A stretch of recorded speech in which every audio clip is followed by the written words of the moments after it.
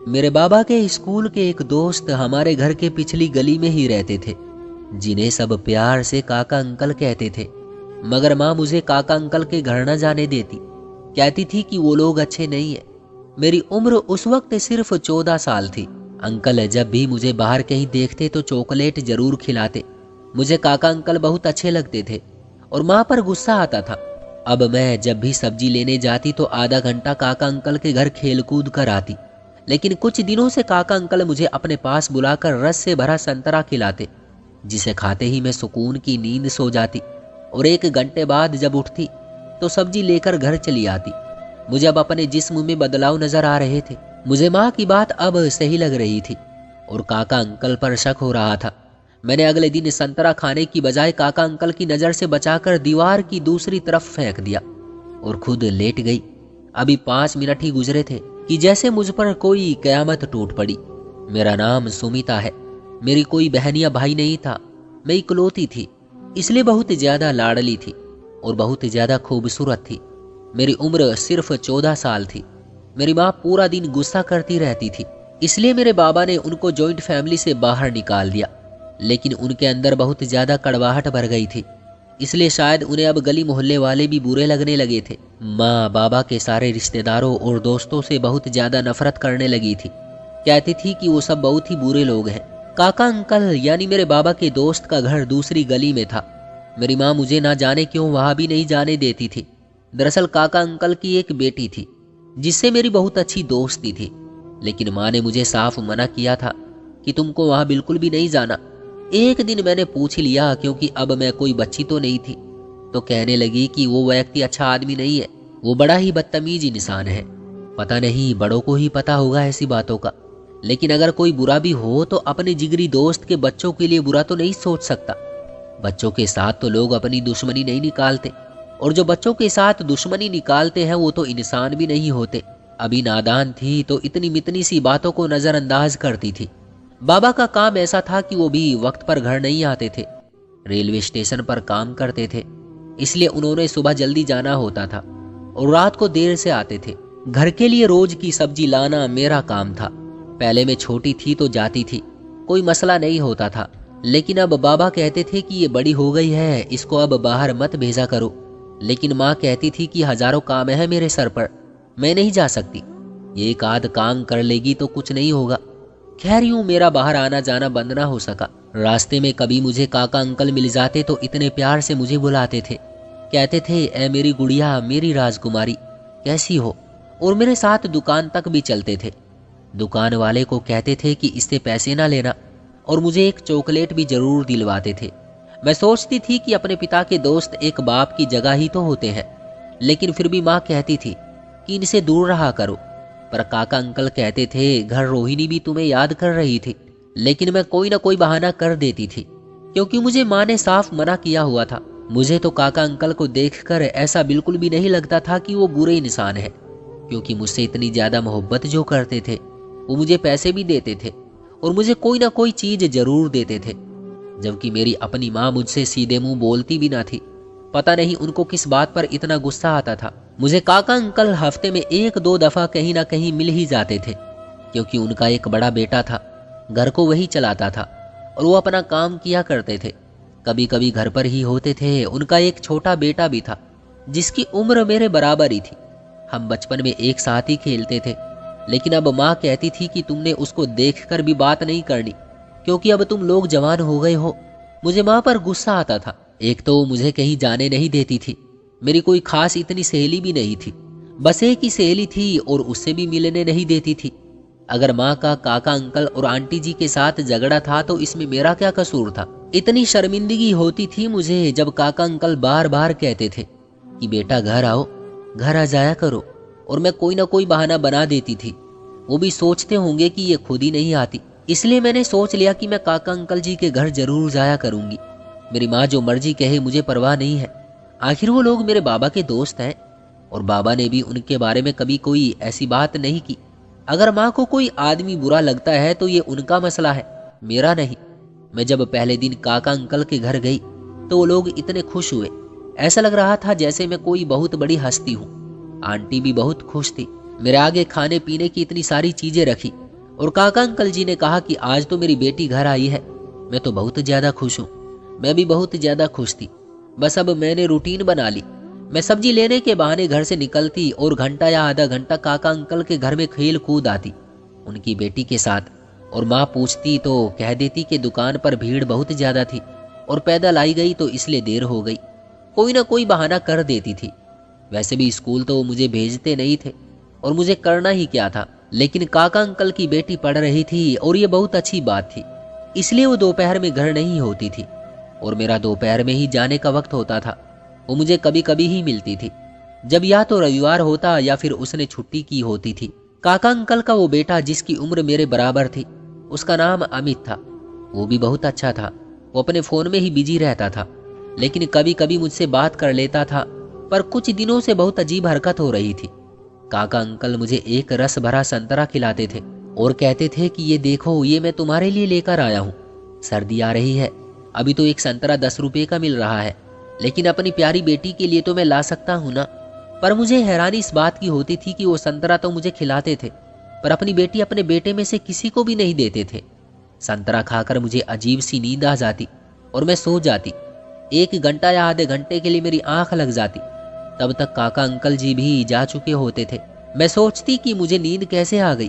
Aunty जी कहती थी कि कोई बात नहीं, अपने घर में आई हो ना, सुकून है, यहाँ तो नींद आ ही जाती है। और फिर मैं उठकर सब्जी लेकर वापस अपने घर चली जाती थी। लेकिन एक दिन अपने घर पहुंची तो कुछ अजीब बात सुनी। माँ बाबा आपस में बुरी तरह लड़ रहे थे। माँ ने कहा कि कभी भी नहीं दूंगी। पागल हूं मैं? क्या मुझे पागल कुत्ते ने काटा है? खुद मैं इस नर्क से अभी निकली हूं और अपनी बेटी को इस नर्क में धकेल दूं? हरगिज नहीं, कभी भी नहीं, ये हो ही नहीं सकता। बाबा कह रहे थे कि और क्या अपने उसी रिश्तेदार के बेटे को देना है तुमने मेरी बेटी का रिश्ता? वो नशा करता है। तो माँ ने कहा कि कोई नशा नहीं करता, वो तो उसके बारे में ऐसे ही अफवाह उड़ाई थी। अपना घर है उनका, अच्छी नौकरी है, वहीं पर करूंगी मैं अपनी बेटी का रिश्ता। मेरे बाबा का कहना था कि मेरे जीते जी मैं अपनी बेटी का रिश्ता तो नहीं होने दूंगा। और मेरी माँ का कहना था कि जब तक मैं जिंदा हूँ तब तक तुम्हारी ख्वाहिश भी पूरी नहीं होने दूंगी। माँ बाबा एक दूसरे से लड़ रहे थे, जैसे आज एक दूसरे के साथ आखिरी दफा लड़ाई कर रहे हो। लेकिन सुबह तक बिल्कुल ठीक थे। घर का माहौल बिगड़ता जा रहा था, इसलिए मुझे बाहर आना जाना ज्यादा अच्छा लगता था। अगले दिन गई तो काका अंकल ने मुझे एक संतरा दिया। मैंने कहा कि आज मेरा दिल नहीं कर रहा है। उन्होंने कहा कि आज मैं संतरे के साथ चूरण भी लाया हूँ, जो बहुत ही ज्यादा मजे का लगता है। मैं खुश हो गई क्योंकि मुझे भी चूरण खाने का बहुत शौक था और मैंने फिर से वो संतरा खा लिया और थोड़ी देर के बाद मुझे नींद आ गई। लेकिन शाम को मेरी टांगों और पेट में बहुत ज्यादा दर्द महसूस हो रहा था। मैंने सोचा कि शायद मैंने चूरण ज्यादा ही खा लिया है और मेरा पेट खराब होने लगा है, इसलिए ये सब कुछ हो रहा है। पर मेरी तबीयत बहुत ज्यादा खराब हो गई थी। रात को डॉक्टर के पास ले जाना पड़ा। मेरी टांगों में और पेट में बहुत ज्यादा दर्द हो रहा था। डॉक्टर ने पूछा कि क्या खाया था, तो मैंने झूठ बोला कि मैंने कुछ भी नहीं खाया था। डॉक्टर ने कहा कि कोई बात नहीं, कुछ खा लिया होगा, याद नहीं होगा, इसको दवाई दे, ठीक हो जाएगी। सुबह तक मैं ठीक हो गई थी, लेकिन अगले दिन नहीं जा पाई और उससे अगले दिन जरूर गई। काका अंकल ने कहा कि क्या हुआ था, तो मैंने कहा कि कुछ नहीं, बस थोड़ी सी तबीयत खराब हो गई थी। मैं जिस टाइम आंटी जी के घर जाती थी उस टाइम घर में सिर्फ काका अंकल ही होते थे, क्योंकि आंटी को देर तक सोने की आदत थी। वो सुबह का नाश्ता करवा कर फिर इसके बाद सो जाया करती थी। काका अंकल की लड़की भी घर नहीं होती थी, वो स्कूल में होती थी। और काका अंकल जी का बेटा भी घर पर नहीं होता था। घर में बहुत ज्यादा सुकून था और वो लोग हमसे ज्यादा अमीर भी थे, इसलिए वहां पर जाना मुझे अच्छा लगता था। बाहर एक झूला लगा हुआ था जिसके ऊपर मैं झूलती रहती थी। जब तक मैं वहां पर रहती थी काका अंकल कभी कभी घर में होते थे, लेकिन कभी कभी वो भी चले जाते थे। कहते थे कि अपना घर है, फ्रिज सामने रखा है, जो खाना है खा लेना। लेकिन मुझे वो एक संतरा रोजाना खिलाते थे और ये रूटीन ही चलती आ रही थी। मुझे संतरा बहुत पसंद था, ये बात उनको पहले से ही पता थी। काका अंकल मुझसे बहुत ज्यादा प्यार करते थे। मेरे सर पर हाथ फेरते थे, मुझे अपने पास बैठाते थे और जब तक मैं संतरा नहीं खाती तब तक मुझे देखते ही रहते थे। एक दिन मैं साइड पर बैठकर खेल रही थी। आज काका अंकल की बेटी भी घर पर ही थी और आंटी जी भी जाग गई थी। तो आंटी जी ने काका अंकल को कहा कि जो तुम सोच रहे हो बड़ा मुश्किल है। काका अंकल ने कहा कि कोई बात नहीं, मुश्किल को आसान करना मुझे आता है, मैं कुछ ना कुछ कर लूंगा, तुम्हें तो कोई मसला नहीं है ना। तो तो आंटी ने कहा कि नहीं, मुझे क्या मसला होगा, मैंने तो आज तक आपके किसी मामले में एक शब्द तक नहीं बोला है, हमेशा आपकी बात मानी है। और वो दोनों बात करते हुए मुझे ही देख रहे थे। काका अंकल ने कहा कि ये तुम्हारी अच्छी आदत है, तुम अच्छी औरत हो। मुझे उनकी बातें समझ नहीं आ रही थी, लेकिन मेरे साथ न जाने आजकल क्या हो रहा था। एक तो मेरे उनके घर से आने के बाद तबीयत खराब हो जाती थी, अब मुझे मेरा जिस्म भी कुछ अजीब लग रहा था। मैं मोटी होती जा रही थी, मेरा पेट भी बाहर निकल रहा था, लेकिन मैं तो ऐसी कोई चीज़ नहीं खाती थी। माँ मुझे सब्जी लेने भेजती थी तो सब्जी के पैसे भी पूरे देती थी। कभी ऐसा नहीं हुआ कि 10-5 रुपये ज़्यादा हो तो मैं उनसे कोई चीज़ ले लूँ। काका अंकल के घर जाकर भी सिर्फ एक संतरा ही खाती थी। वो तो कहते थे कि जो मर्जी है खा लो, फ्रिज सामने रखा है, क्या खाना है तुमको बताओ मुझे, मैं बना देता हूँ। मैं शर्माती थी और कभी उनसे कुछ नहीं कहा। पता नहीं क्यों अचानक से मुझे काका अंकल की नज़र ठीक नहीं लग रही थी। शायद मेरी माँ की बात ठीक थी, कोई ना कोई गड़बड़ जरूर थी। संतरा खाने से मुझे नींद क्यों आ जाती थी, जबकि पहले तो मेरे साथ ऐसा कभी नहीं होता था। मैं कोई इतनी थकी हुई भी नहीं होती थी कि पूरा दिन सोती रहूं। मेरी टांगों में आजकल बहुत ज़्यादा दर्द रहता था, मेरी कमर में भी, और मेरा जिस्म भी अजीब तरीके से बढ़ रहा था। समझ नहीं आ रही थी कि क्या हो रहा है। माँ ने भी मुझे देख कर कहना शुरू कर दिया कि खाना कम खाया करो, वक्त से पहले ही औरत की तरह लगने लगी हो। मैंने कहा औरत की तरह लगने लगी हूँ, क्या मतलब है?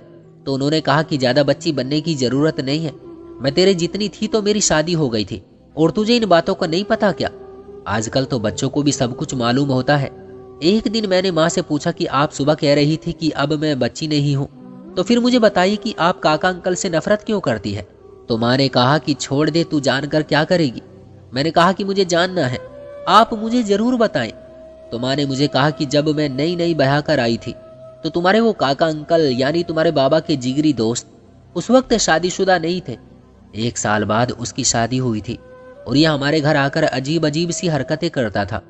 जब तुम्हारे बाबा को इस बारे में पता चला तो वो भी बहुत ज्यादा गुस्से में थे और तुम्हारे बाबा ने उसके मुंह पर एक जोरदार थप्पड़ दे मारा था। तुम्हारे बाबा ने कहा था कि दिल तो करता है अभी और इसी वक्त इसका गला दबा दूं, लेकिन तुम्हारे बाबा ने परिवार की इज्जत को मद्देनजर रखते हुए उससे दोस्ती खत्म कर ली थी। मगर फिर कुछ दिन बाद ही तुम्हारे बाबा ने उसके द्वारा माफी मांगने पर उसे माफ कर दिया, क्योंकि उसने बहुत मिन्नतें की थी, लेकिन मैंने आज तक उसे माफ नहीं किया। मैंने कहा कि ऐसा क्या किया था उन्होंने? तो माँ ने कहा कि जब हमारी शादी हुई थी और नए नए शादीशुदा थे, एक दूसरे के साथ कमरे में होते थे, हमारे हंसने की आवाज बाहर तक आती थी। शादीशुदा लोग ऐसे ही होते हैं, उनके लिए एक दूसरे की हर बात नहीं होती है, वो खूबसूरत पल होते हैं। लेकिन वो तुम्हारे बाबा का दोस्त रात को छुपकर हमारे कमरे में झांका करता था। उसने एक जगह बनाई जहां से वो ये सारे मंजर देखता था। उस जमाने में उसके हाथ में फ़ोन नहीं था, नहीं तो वो हमारी वीडियो बनाकर वायरल कर देता। मैंने अपने कानों को हाथ लगा लिया। माँ ने कहा कि अब तो तुझे समझ आ गई कि मैं क्यों तुझे उससे दूर रहने को कहती हूँ। सारी रात मैं सोचती रही कि अगर कोई इंसान इतना गिरा हुआ हो सकता है कि अपने भाई जैसे दोस्त और माँ जैसी भाभी के साथ ऐसा करे, तो उनकी औलाद के साथ क्यों नहीं कुछ कर सकता? कोई ना कोई गड़बड़ जरूर है। मुझे उस घर में नहीं जाना चाहिए, लेकिन मुझे पता भी तो करना था कि मेरे साथ हुआ क्या था। मैं तो बिल्कुल भी पहले जैसी नहीं रही थी, ऐसा लगता था बीमार हूँ। मुझे बहुत ज़्यादा सुस्ती रहती थी, इसलिए मैंने सोच लिया कि मुझे पता लगाना होगा। अगले दिन मैं काका अंकल के घर गई। मुझे संतरा देकर वो बिजी हो गई।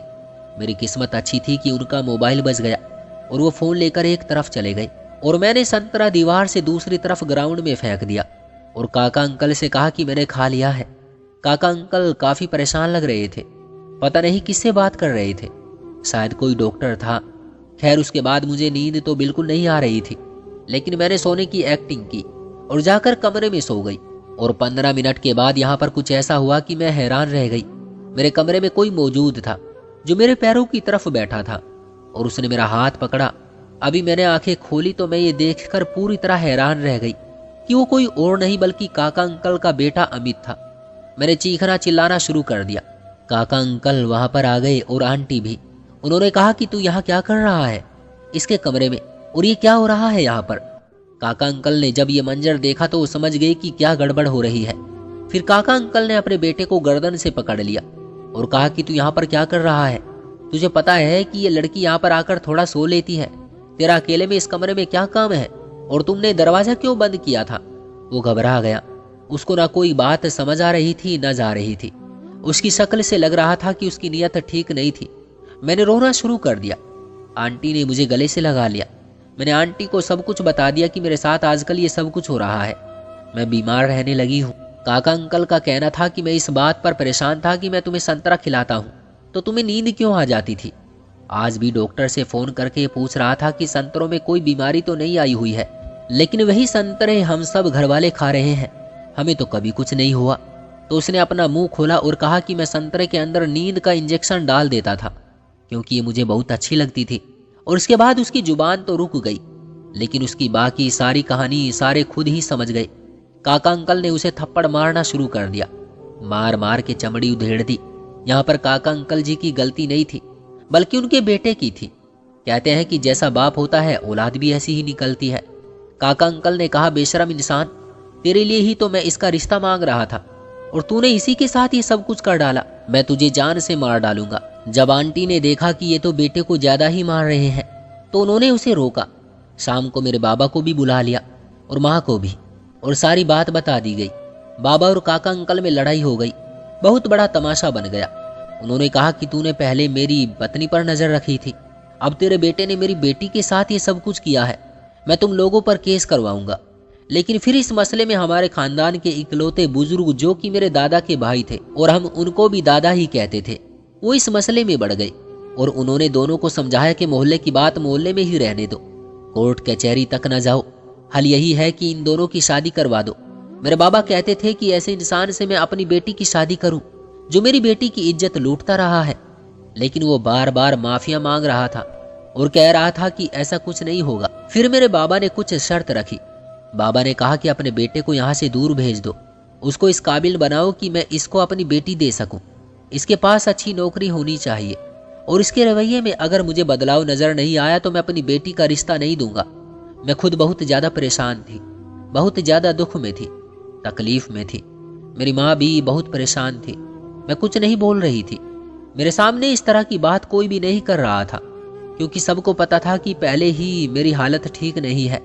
मेरा रिश्ता काका अंकल के बेटे के साथ तय कर दिया गया क्योंकि अभी जो उसने मेरे साथ किया था उसका कोई और हल भी निकल सकता था, लेकिन ऐसा कुछ नहीं हुआ। मैं प्रेग्नेंट नहीं हुई और अब हम दोनों पति पत्नी थे। मैं तो उसकी शक्ल भी देखना नहीं चाहती थी, लेकिन उन्होंने यही सही समझा। काका अंकल ने उसे पढ़ने के लिए दूसरे शहर भेज दिया था कि अकेला रहेगा, जिंदगी की मुश्किलात में पड़ेगा तो उसको थोड़ी अकल आ जाएगी। जब हम लोग 21 और 22 साल के हो गए तब हमारी शादी हुई।